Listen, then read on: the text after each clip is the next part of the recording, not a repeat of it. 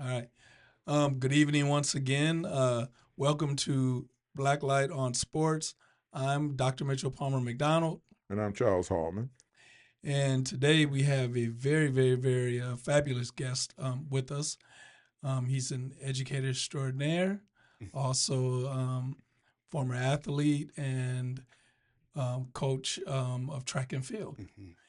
and also Minnesota 2024 Teacher of the Year. All right. We want to welcome you, Tracy Byrd. Thank you. Thank you for having me. All right. We want you to start off by just telling us about your journey. You said you kind of got an education late. You were doing some other things first, Mhm. but just talk about your early life and then how you got to where you are now. The early life is Southside Minneapolis, 40th and Columbus. Played football at McRae, uh, Okay. Okay. and loved it. The coaches there, Mr. Solomon, Mr. McGinnis, right? They were the ones kind of instilled. Here's how the work ethic. Here's what we do. Here's how we're going to be successful.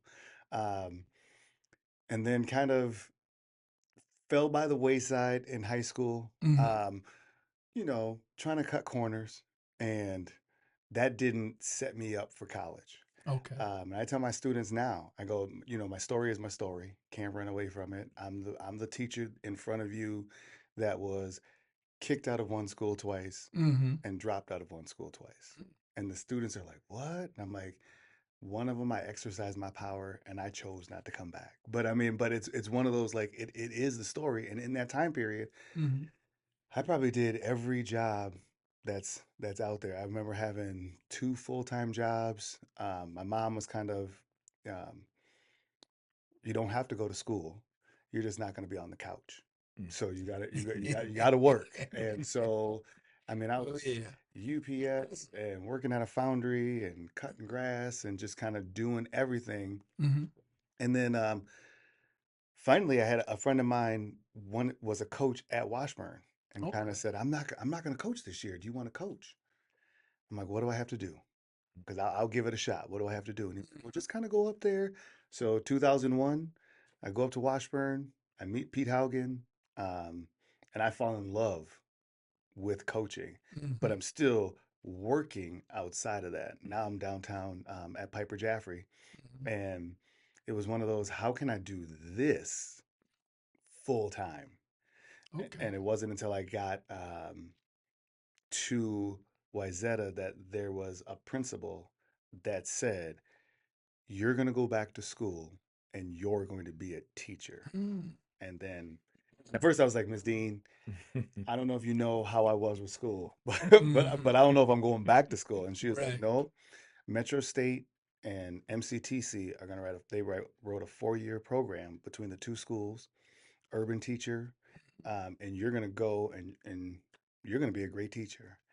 And it's just something about somebody seeing something in you that you don't see in you, Yes. that you Yes. try to honor that. Um, and there I was grinding every day in the halls because I started off as a hall monitor, and then kind of moved up as kind of like an advocate for African American students at Hmm. Wyzetta. And then when I moved into the teaching role, I came home to Washburn. Wow. How did that, I mean, how did that feel? How did that feel? And then how does it feel now to be working at the school, where Hmm. you grew, Right. Like you know? the one of the first years I walked down the hallway and I just stopped and I looked and I'm like, my locker. Mm. Yeah. And then I just kept walking because I was like, there was something I was doing, but all of a sudden it just hit me. And then I'm looking at the media center and I'm like, wasn't there another hallway? So I talked to some teachers. Mhm. They're like, yep, we reconfigured the building. And so we capped off that edge. I'm like, okay. And just kind of looking at the different spaces and comparing them from 1989 Mhm. to now and kind of looking at that. How has it changed? What's the growth like? And then now I've kind of gotten used to it being in the Mhm. building. But now I tell the students there is nothing, and I teach ninth graders. So I Mhm. get them when they're early and I let them know there is nothing that you can think about doing that I haven't thought about doing or have done in this building. Mm-hmm. So let's just get those thoughts out of your head. Let's just stay on track and let's just get through ninth grade. And for the most part, they're like, okay. Now, did you know you was up for Teacher of the Year? Yeah. How was that process? That it was bananas. I had gone to a professional development about 6 weeks before and heard a young man talk about Teacher of the Year Mm-hmm. and thought this is kind of cool.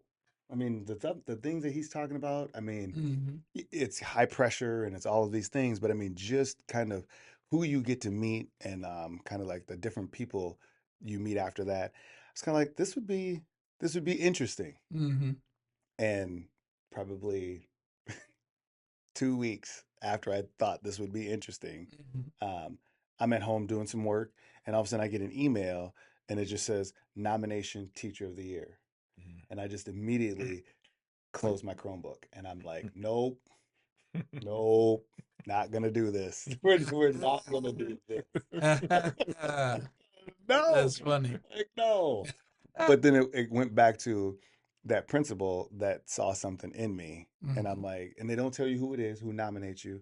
But it was one of those, somebody saw something in you that Mm-hmm. you didn't see in yourself. So at least you can do is just honor like their nomination and try to do whatever the steps are, just Mm-hmm. do the steps. So it was doing some writing and gathering some letters of recommendation and putting together a video. And I'm like, the tasks weren't that difficult. It just, they were kind of time consuming, Mm-hmm. but they weren't difficult. So it's kind of like, let's just do it and just kind of see where it lands. Cause who knows? I mean, you might not even get named Teacher of the Year. And then Mm-hmm. I got the call over spring break, just letting me know that I had made the finalists. And it was kind of like, it was surreal. And it was one of those, I felt like I was getting the call for like Hall of Fame.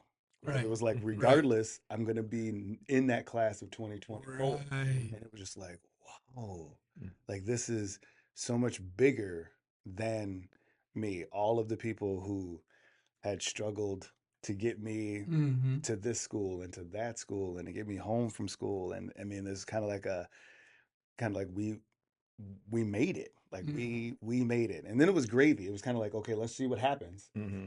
And then when they called my name, I was stunned. I like shocked to the point where I was like, I feel like he said my name, Mm-hmm. but I don't want to stand up if they actually said somebody else's name. Like I Mm-hmm. don't want to do that. So I kind of paused there for a second. I'm like, well, how come nobody else is moving? And I'm like, they said my name. Like this is bong. And my dad is in the crowd. Mm-hmm. You Mm-hmm. know, he grew up in an area where I mean, he didn't finish school and everything like that. So Mm-hmm. just to have him with me, my mom had passed away. She was community college, so I mean, it was one of those things where it's like again, like all of the struggle and sacrifice, like we made it. We Mm-hmm.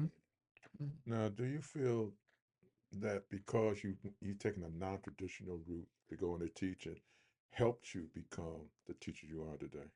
100% because I didn't have um, the bad habits or anything from like school. It was just, I was like, this is how corporate America works. I mean, either you get up and go to work or you get fired. Like, so you can choose to write that essay or Mm-hmm. not, but the sun is going to go down and it's going to come up and we're going to keep moving. So I bring that type of perspective to it. But yeah, I think if I would have been 23, 24, graduated from college, from teaching school, and tried to do it, I don't know that I would have been the same type of teacher that I am now. Oh, I get what you're saying. I started at 22, and Okay.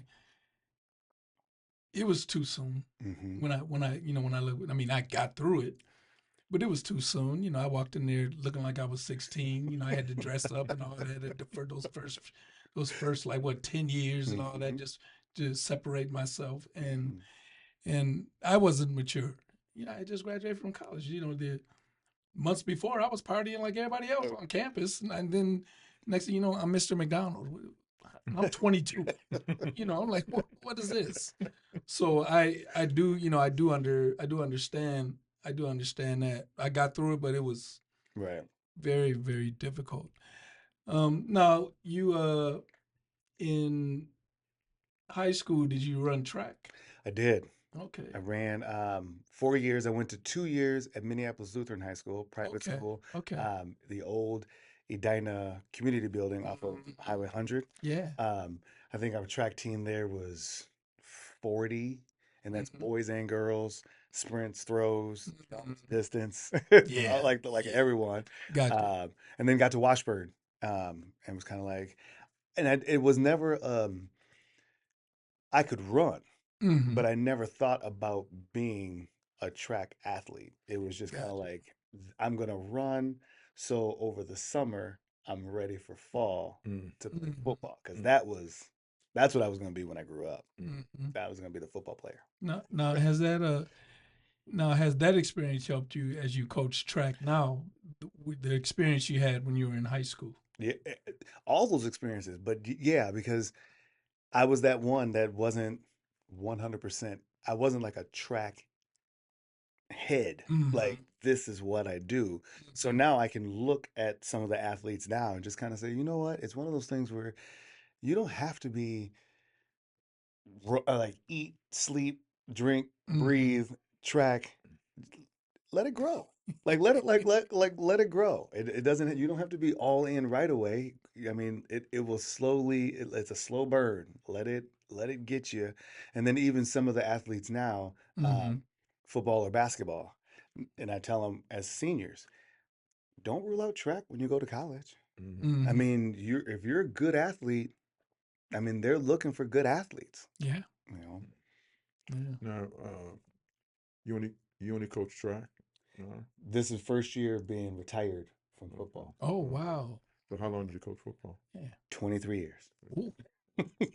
So no wonder you were no wonder you were talking about like where do I sit? Do I go get popcorn? Like what am I doing there to get what do I do if I'm sitting in the stands, right? Friday nights have been Yeah, you were prescribed on the for me for sidelines and a then very long time. you were you were mentoring and Hmm. coaching the kids, so you were always focused. Oh, I see why. Okay. Get that now.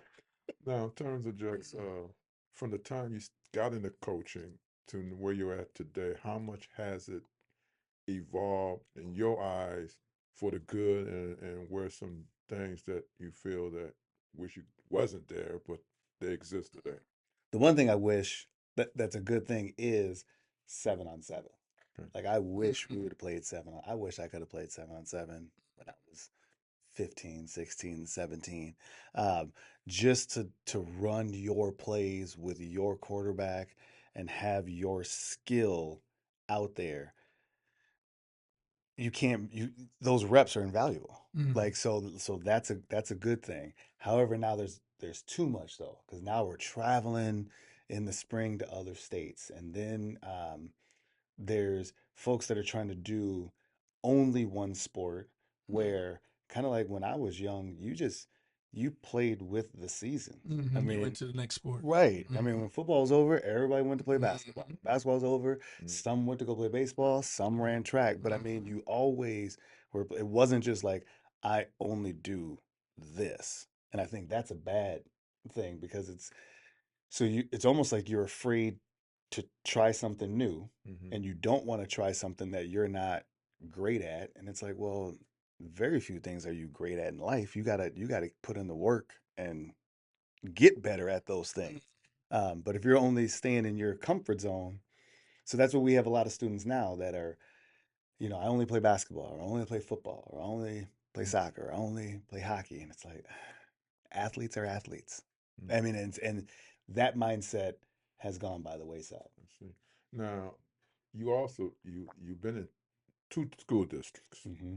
so you grew up in a urban school district, Washburn, Minneapolis, and then you was out in Wayzata. Hmm. Always, people always want to ask the comparison between the two, but you was in both. So, is there any comparison? Is there any differences and some similarities when you talk about teaching in a suburban school district as opposed to teaching in an urban school district?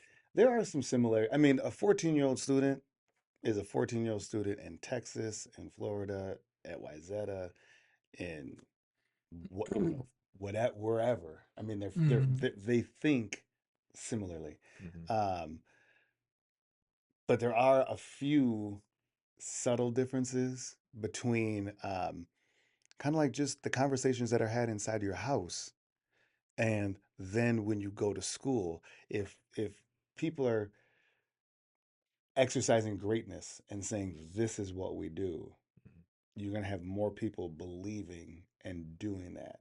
And if you have some people that are kind of like, well, maybe we don't, maybe we're not great, maybe we're not, they start believing that.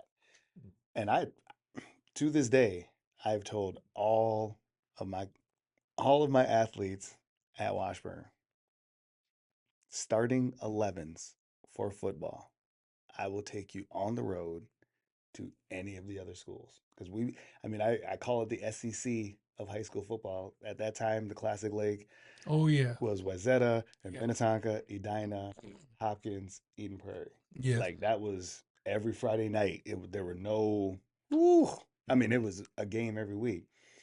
And I tell them, starting 11 to starting 11, Minneapolis can run with anybody. Mhm. It's just that once we start subbing, their subs are a little different than our subs. Yeah. So now that's where all of a sudden it starts to get lopsided. But if you could just put it on PlayStation and no one get tired, the athletes are here. I mean, the size is a little bit out there, but the athletes are here, but they don't know that. They haven't been told that. And how much has the effects of COVID affected you as a teacher and the students? How much that has been? We about 4 years removed from that in Mhm. a sense. But how much did that 1 year have such an impact on you as a teacher and your students? It was probably 2 years that it was. I don't know if this is what's going to happen now. Like you said, we're kind of 4 years out, so it's starting to level out and starting to see the students and the athletes come back and want to give effort. But that first year, it was kind of like we're just looking for passes, not to step into greatness. And it was kind of like, oh, we can't do this. Like we can't. Washburn, we had our best team that year. Um, the state basically said, here's the last game of the season. And we went to Tartan, and it was like, you guys, this is a state championship game. And at first they're kind of like, no, it's not. We don't even have playoffs. It's like, no, it's the last game of the season. You either win it or you lose it. Like this is the championship game. What are you going to do? And I mean, it was the best game I've been a part of. It was back and forth. We were up 7, down 9, up 3, down 5. I mean, they're throwing flea flickers. We're throwing wheel route. I mean, it was just athlete on athlete just playing. It went down to the very last play. I mean, we're up. They're coming down. Last play of the game, they're snapping the ball inside the 10. Their quarterback is running to the end zone, sees our linebacker, and like dives, and his knee hits on the 1. And the ref comes in and right away pointing down, and I'm just like, we just won this game. And their whole bench stormed the field because they thought they won the game. And then the ref was like, no, no, no, no, no. It's a first down going the other way. And then we stormed the field. I mean, it was, and just to watch the kids just, pour their hearts out and it come out favorably was, I mean, that was the best game ever. Ever. Now, how when you're teaching or when you're coaching, is it important that for you as a black man that the students see you in that role, and I'm pretty sure that impacts the way you interact with not just African American students, but all the students, because we're as we're pretty rare. Mm-hmm. Mm-hmm. They don't see us a lot. All three of us being teachers, and you, Charles, you being retired, they still don't see a lot of us even today. And I'm me personally. I mean, I get those looks when they walk in that room and they go, "Oh, because McDonald." I mean, come on, I don't sound like I don't sound like I'm gonna look, and they go, okay, like that. So, how important is that for them to see you, and how does that impact how you interact? I mean, it is important. Right, wrong, or indifferent, Mm-hmm. like I hold my African American boys Mm-hmm. to a very high standard because I was you. Mm-hmm. Like I was you. And we Mm-hmm. know what the stats are saying.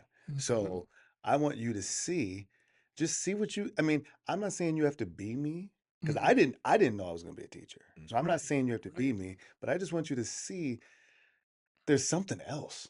Like there's something outside of what you're thinking every single day Mm-hmm. that if you just allow that to take root, Yeah. who knows what's going to happen. And then for those on the other side, I just want them to see, look, like we're everywhere. Yes. Like this is supposed to be a predominantly white female dominated occupation, Mm-hmm. and now here we are. Like I didn't have an African American teacher until I went back to school and I was at MCTC. Wow. Yeah, so I'm Mm-hmm. talking super grown when I first had mine. So I mean, so just to let them know, like, and it's not, you don't have to fear me. You don't have to think that there's going to be some type of indoctrination going on. I mean, it's not that. We're gonna talk about, and with my English class, it's more communication. It's less syntax and more how do we communicate as humans. I mean, if you can understand where I'm coming from, the words I'm using are purely arbitrary. You just have to, but once you know where, again, where I'm coming from, you're like, oh, okay, I can get that. And because we all code switch and we talk one way around one person, we talk another way around another person, we talk another. So I try to tell them, don't get caught up in all of that. It doesn't have to sound a certain way. It just has to sound like you. So just be you. I'm going to be me. Mm-hmm. You can't be me and I can't be you. Just be you. So that's the biggest message, and just giving them the space then to do that. And have you taught other grades? There's always been ninth grade. I tried 12th grade once Okay. and I ran. I, I ran.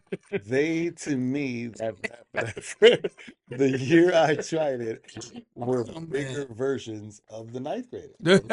And I'm just like, but aren't you supposed to be the ones rolling Oh off? man. Like, why are you coming to class late, not doing your homework, having your parents email? No, I'm gonna go back to these ninth graders. Oh. So you have ninth graders exclusively Ninth grade all day. exclusively. Yep. Okay. And All there right. and there's some teachers that are like, there's no way I could do that. But when I did that, I had 4 sections of ninth grade and one section of 12th grade. And I never could understand if I did it right with the 12th grades because I only had one section. Mm-hmm. And I'm just like, this, and for me, I'm all about the pragmatic. Like I want to get better. Like I want to watch the tape. I want to see I want to see what went well, what didn't go well, work on the things that didn't go well, keep doing the things that did go well. So like that's just how I'm wired, and only having it once a day, that just didn't do anything for me. So I'm like, okay, I've got my 5 sections, and the trick is years. It took me probably 4 years to figure this out. Of you can't, I couldn't um, go, okay, I'm just going to skip over this because this is the first time this student has sat in this desk and heard these words. Just Mm-hmm. because I've said them 3 other times today, Mm-hmm. I haven't said it to this student. So I got to give this student everything that I've given the other students. And again, that just helps me just to stay locked in and what went well. These are the things that went well. Okay, let's stick with this. I can try something and then it's like, nope, okay, we're not going to do that anymore. Mm-hmm. Mm-hmm. are some of the people that have influenced you on your journey? People that you would like to thank or pay homage to. Yeah. First and foremost, it was Rhonda Dean because, like I said, she brought me. I interviewed with her for the home monitor position at Wayzata. Mm-hmm. Told her this is the best job ever. Mm. I'm just gonna be a home monitor for the rest of my life. Like I don't even know why people go into the teaching thing like this is where it is. I mean, so again, her being able to see through the short-sightedness and say, you know what?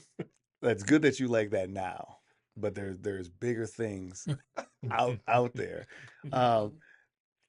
Daryl Parks, a professor at Metro State, Mike Yeah. Cooney, like just the professors, Tayon Coleman, the professors that I had preparing me, Natalie Rasmussen, her whole thing was, I'm gonna be in the back drinking coffee. Like her thing for teaching is get out of the way.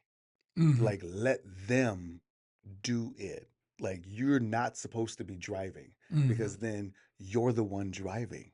Like let them fall down, make a mistake, get back up, fix it. You're there to support them, but let them be the ones to do. And just and I don't know again if it was because there was a different maturity level, Mm-hmm. but all of those adults were kind of like, here's the message. And so I try to take a little bit from all of them and become the teacher that the urban teacher program created in me. Now, now that you're a teacher of the year, do you have to do any kind of tours, any kind of speaking tour, do the chicken circuit or something like that? Are you gone once a Are week? you Are your gone once students a like, week? how come? What's up, man? You never hear. What's going on? First of all, it's a get to. Never have to. It's a get to. It's a get to. It's a get to. I get to go to several places, and it's pretty much on your schedule. So Gotcha. what feels good to you? Mhm. Education Minnesota said we'll never tell you what to say. We'll never tell you how many engagements to take. It's totally up to you. Last month, October I got pretty aggressive. I won't do that again. I mean, it was once a week. Mhm. Over MEA, I had two like back-to-back Mhm. engagements, and I was like, I wouldn't mind just resting. Mhm. Like I wouldn't mind that. But I'll go in April. Well, now I've just filed my application for national. So Okay. it's this whole process That's right. again You go nationally. That's right. So that was due 31st. There's going to be 56 of us. They'll look in January, they'll let us know the top four.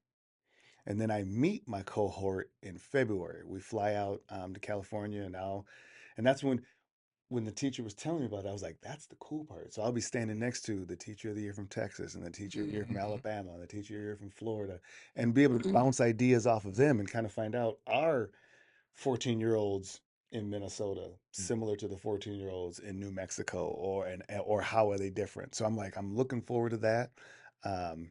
April and then in April we find out who's named National Teacher of the Year. So we go to DC and we'll meet I'm gonna keep it PC. We're gonna meet the president.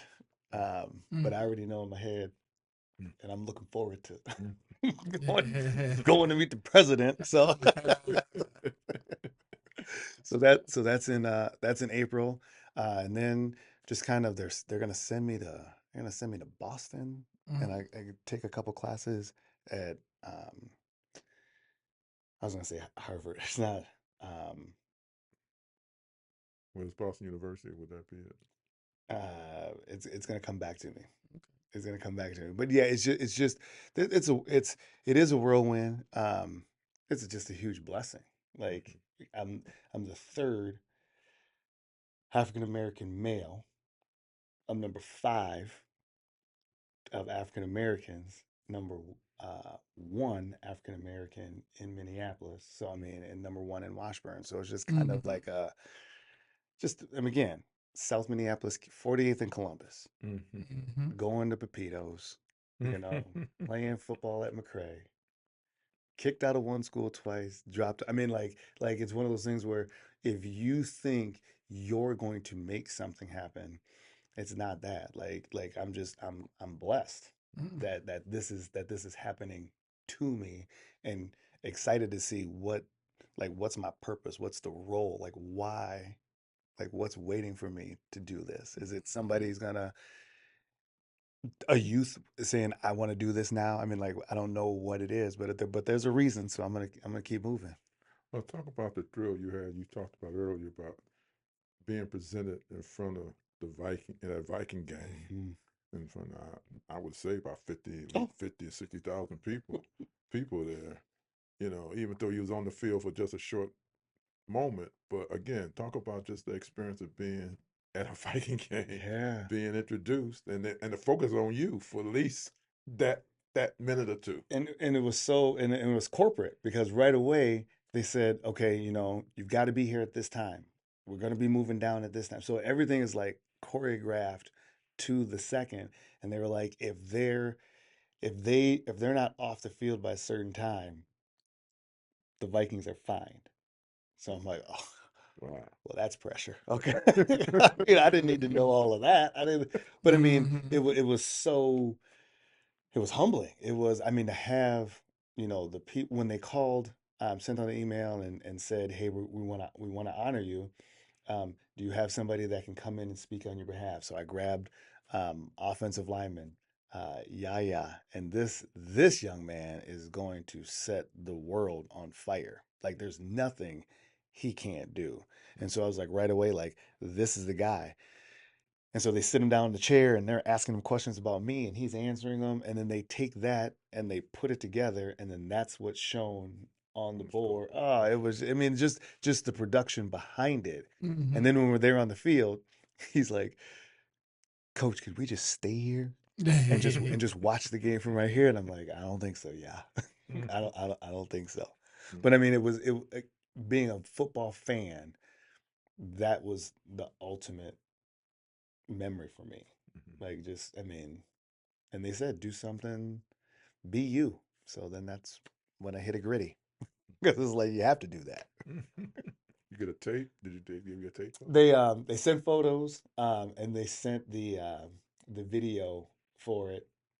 I was at the Twins memorial. I got a friend that works there and he was like, "We got to get you there." So I threw out a first pitch there and then I mean it's just I mean it's bananas. Did So you you make got it? Did you make it over the plate? I'm that one I did. Okay. Then I went to the Saints probably 2 months That don't tell. afterwards. Don't tell. Thought it was basketball. Like five hopped it all the way there. Oh, it just was not good. now you done the wild or wolves yet? Did the wild. They had me on a Zamboni Okay. and Mm-hmm. they said, you know, you can take pictures, but just know if you drop your phone, your phone's gone because that ice is so hot with the yeah, so your Yeah, phone's yeah, yeah, gone. So yeah. I was just like knuckling my phone, like, okay, don't drop it, don't drop it, don't drop it.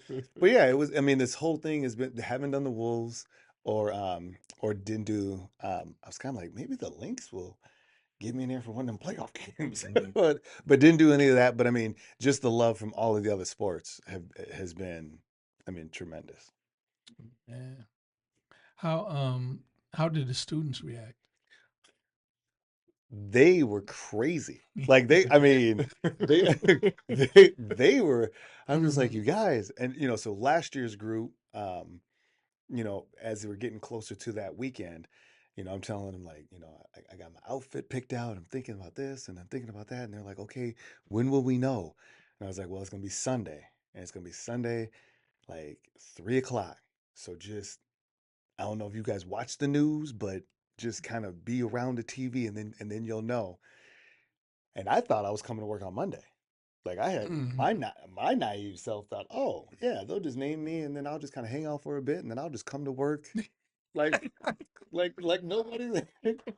And they're like, no, there are interviews that you have to do. So when I came to work on Tuesday, I mean, all my classes were just like, tell me all about it. And I was like, well, we have to do school though. Like we have to kind of yesterday, was the day to be excited. And, so we, didn't do school that Tuesday because they want to know about it. But I mean, just genuinely excited for me. And now this year, these ninth graders were eighth graders last year. So they're coming in and building like, oh my gosh. So you're the and it's like that was kind of like, yeah, but that was last year. But now that I'm missing, a Tuesday here and a Thursday there and a Friday there, but it's not like a man, Mr. Byrd, you're always gone. It's like, oh, how did it go this time? And who were you speaking to this time? And what did you talk about? And so I mean, it's just that it's a good excitement. Like I love their energy is what keeps me going. I mean, even before being named Teacher of the Year, like their energy is what moves me. Oh yeah, big time. And do you also, because for the rest of your life now, you're always going to be a Teacher of the Year? That's the whole thing. Like that's what hit me when I was called and told I was going to be a finalist, because it was like this is like the Hall of Fame. Like I'll always be able to talk with the other finalists from 2024, and that's our bond forever. We went in for they had us there for a weekend, like a Friday, Saturday, and then named us on Sunday. And on that Friday, they were saying, all of your lives are going to change. It's just one of you, your life is going to change just a little bit more drastically. But everyone, so they were like right away, put Teacher of the Year finalists on your email, like right away, and they go, and whoever's named, you put 2024 Teacher of the Year on there. And it was like, no, I'm not going to do that. And then it was like, why wouldn't you do that? Like that's that's how you show up. Why wouldn't you do that? So honored, privileged. But Congratulations again. thank you. It was just like I said, when I saw you being honored, I said, we gotta get you, we gotta get you over here. I didn't know you was at Washburn. I might have let that go. Oh yeah, when you coaching at South, huh? What man. The funny thing, Trace, this is the first time we actually met you, and Charles was like, yeah, we got Tracy Byrd, and I knew I knew who you were, and I'm automatically thinking, okay, Charles found this, bro. He knows this dude. He's going, bro, and then I'm saying, I think it might have been yesterday. I was like, so you know him? Man, I don't know him. I'm like, what? I said, what? Because usually, we know something. We know who we. They're vetted. He said, I said, well, how'd you even get in touch with him? And he said, he was down in the field. He said he was on the field. Now I emailed him. I was like, okay. It's funny how that works. That's exactly. Yeah, it's funny how that works though. And that's how it happens. Like all of it. Like I was playing at Hiawatha with my dad when the Vikings happened to reach out, and it's kind of like this is like how it happens. I'm just sitting here doing something, an email hits, and then I just go into, okay, what time, what place, how long, what are the top? I mean, like, and I'm getting better at it. But yeah, when you reached out, I was kind of like, so what is it? Like, where do I go? And then I was like, oh no, I can't do this one. I've already got something. And I'm thinking, oh, now he's never going to ask me again. But what a good experience, for your students to be able to share that with you. That's something that that they won't forget, that they had you as a teacher, and then even students that didn't have you. You're in that same building. In the building. And that's a big deal. Had a young man, my parents were saying, we wanted to come to the school. We wanted him to be in the room because we wanted him to be with you. And it was just like, okay. Like that, like I hadn't thought about that. It was kind of like, in my classrooms, it's there's only 3 ninth grade teachers. So I get Mm-hmm. a third, another one gets a third, and you get a third, and we just kind of roll like that. Mm-hmm. But knowing that there are some that are kind of like, no, like I feel my student looks like you and would benefit from being in your room. Mm-hmm. We're gonna make that happen, that they're in your room. It's like, wow. I mean, like, and that's the thing, it's like it's not the gravity isn't lost on me. Like it's one of those again, I mean, looking at my dad, knowing my mom's story, Mm-hmm. and how education was when they were younger and how it is now. It's like it's it's it's not a burden, Mm-hmm. but it definitely makes me more conscious of being a good teacher. You know, Man. Well, usually near the end of our broadcast, we ask the guests to maybe talk about something that you or share something maybe that you didn't share, that we didn't ask you, or maybe just some words of wisdom, Mm. um, to your audience or to the audience as we close. Okay. You don't have to have it now. And it's one of it's one of those things where there's a lot. But for me, it's all about mind. In my classroom, it's all about mindset, and the words you use brings about like the attitude and the energy that you're going to put forward. So again, how I said, it's never have to. It's always a get to. Like the way you frame things. And so like when it starts to get hard, when it starts to get tough, when it starts to go, oh, I just can't. It's like what I just tell my students is just focus on the one little thing. Focus on the first things first, Mm-hmm. and then we'll do the next thing next, and then we'll do that third thing third, and just kind of break it down that way. And I've had some students this year now when we ended the quarter today, and some of them did not end the way that they wanted to. Mm-hmm. But it's one of those things where, but now you have a baseline, and you get to go back and see the film, like things that you did well. Do those things next quarter. Mm-hmm. Things that you didn't do well, if you didn't like how they turned out the first time, why would you go and do them again another time thinking it's going to change? Mm-hmm. Like you have to change in order for it to change. And you can't give away power. Like, well, that teacher doesn't like me and that teacher does things. I don't know why they do that. You can't control them. The only thing you can control is you. And so, I mean, just kind of sending that message Mm-hmm. on a daily basis to these 14-year-olds to get them to think differently. I'm hoping that makes a difference. Mm-hmm. Well, we want to thank you for stopping by. Thank you, Charles, for paying attention at the Vikings game and